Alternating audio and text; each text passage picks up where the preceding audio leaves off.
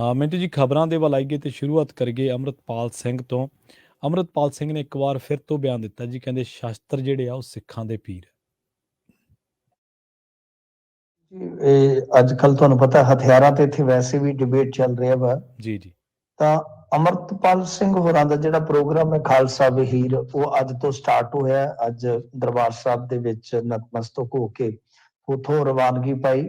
ਖਾਸਾ ਇਕੱਠ ਹੈ, ਵੈਸੇ ਵੀ ਤੁਸੀਂ ਦੇਖੋਗੇ ਅੱਜ ਮੱਸਿਆ ਦਾ ਦਿਨ ਸੀਗਾ, ਇਕੱਠ ਹੁੰਦਾ ਦਰਬਾਰ ਸਾਹਿਬ ਦੇ ਵਿੱਚ। ਤਾਂ ਫੋਟੋਆਂ ਦੇਖੀਆਂ ਜਾ ਸਕਦੀਆਂ, ਭਰਵਾਂ ਇਕੱਠ ਸੀਗਾ।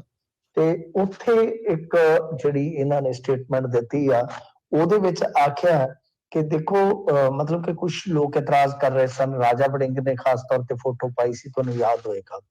ਤਾਂ ਰਾਜਾ ਵੜਿੰਗ ਨੇ ਅੱਜ ਇੱਕ ਹੋਰ ਖੁਲਾਸਾ ਕੀਤਾ ਕਿ ਮੈਨੂੰ ਮਾਰਨ ਦੀ ਧਮਕੀ ਆ ਰਹੀ ਹੈ। ਇਹ ਗੱਲ ਤਾਂ ਬਈ ਮਾੜੀ ਹੈ, ਜੇ ਕੋਈ ਵਿਚਾਰਕ ਵਿਰੋਧੀ ਹੈ ਤਾਂ ਇਸ ਤਰ੍ਹਾਂ ਤਾਂ ਨਹੀਂ ਹੋਣਾ ਚਾਹੀਦਾ। ਪਰ ਹੁਣ ਧਮਕੀ ਦੇਣ ਵਾਲਾ ਕੌਣ ਹੈ, ਇਹਦੇ ਬਾਰੇ ਵੀ ਹਾਲੇ ਤੱਕ ਕੋਈ ਖੁਲਾਸਾ ਨਹੀਂ। ਤਾਂ ਜਦੋਂ ਇਹਨਾਂ ਸੰਦਰਭਾਂ ਦੇ ਵਿੱਚ ਗੱਲ ਚੱਲ ਰਹੀ ਸੀਗੀ ਕਿ ਬਈ ਤੁਸੀਂ ਗੁਰੂ ਘਰਾਂ ਦੇ ਵਿੱਚ ਸ਼ਸਤਰ ਲੈ ਕੇ ਤੇ ਤੁਸੀਂ ਨੁਮਾਇਸ਼ ਕਰਦੇ ਹੋ, ਹਥਿਆਰਾਂ ਦੀ ਨੁਮਾਇਸ਼ ਕਰਦੇ ਹੋ, ਕਿਉਂਕਿ ਰਵਨੀਤ ਬਿੱਟੂ ਨੇ ਵੀ ਐਸਾ ਹੀ ਮੁੱਦਾ ਚੁੱਕਿਆ ਸੀਗਾ। ਤਾਂ ਜਦੋਂ ਸੋਸ਼ਲ ਮੀਡੀਆ ਤੇ ਵੀ ਇਸ ਤਰ੍ਹਾਂ ਦੀਆਂ ਗੱਲਾਂ ਹੁਣ, ਫਿਰ ਪੱਤਰਕਾਰਾਂ ਦੇ ਸਵਾਲ ਆਪੋ ਆਪਣੇ ਪੱਧਰ ਤੇ ਬਣੀ ਜਾਂਦੇ ਆ।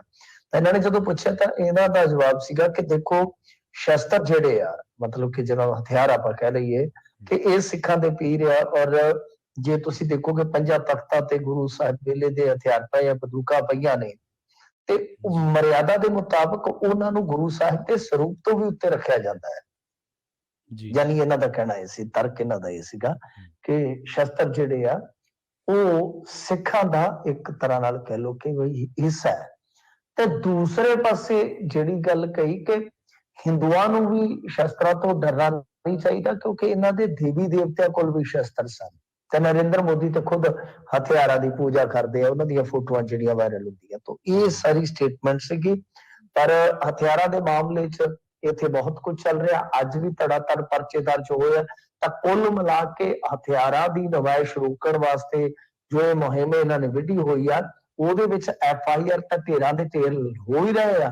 ਪਰੰਤੂ ਇਸ ਤੋਂ ਇਲਾਵਾ ਜੇ ਤੁਸੀਂ ਦੇਖੋਗੇ ਤਾਂ ਹੁਣ ਤੱਕ 9 ਦਿਨਾਂ 'ਚ ਟੋਟਲ 900 ਤੋਂ ਵੱਧ ਲਾਇਸੈਂਸ ਜਿਹੜੇ ਆ ਉਹ ਇਹਨਾਂ ਨੇ ਰੱਦ ਕਰ ਦਿੱਤੇ ਆ। ਤਾਂ ਕੁਝ ਸਸਪੈਂਸ਼ਨ ਵੀ ਹੋਈ ਆ, ਤਕਰੀਬਨ 500-600 ਲਾਇਸੈਂਸ ਇਹਨਾਂ ਨੇ ਸਸਪੈਂਡ ਕਰ ਦਿੱਤਾ ਹੈ। ਤਾਂ ਇਹ ਇੱਕ ਵੱਡੀ ਖਬਰ ਆ ਕਿ ਧੜਾ-ਧੜ ਯਾਨੀ ਸੈਂਕੜਿਆਂ ਦੀ ਤਾਦਾਦ ਹੈ ਉਹਨਾਂ ਲਾਇਸੈਂਸਾਂ ਦੀ ਜਿਹੜੇ ਜਾਂ ਤਾਂ ਸਸਪੈਂਡ ਕੀਤੇ ਜਾ ਰਹੇ ਆ ਜਾਂ ਬਿਲਕੁਲ ਰੱਦ ਹੀ ਕਰ ਦਿੱਤੇ ਜਾ ਰਹੇ ਨੇ। ਜੀ ਜੀ ਬਿਲਕੁਲ। ਅਗਲੀ ਖਬਰ ਦੇ ਵੱਲ ਵਧੀਏ ਮਿੰਟੂ ਜੀ, ਤੇ ਗੱਲ ਕਰੀਏ ਕਿਸਾਨ ਆਗੂਆਂ ਦੀ। ਇਹ ਡਰ ਬਹੁਤ ਚਿਰ ਤੋਂ ਹੀ ਲੱਗਦਾ ਸੀ, ਤੌਖਲਾ ਸੀ ਲੋਕਾਂ ਨੂੰ ਕਿਤੇ ਪਾਟੋ ਧਾੜ ਨਾ ਹੋ ਜਾਣ।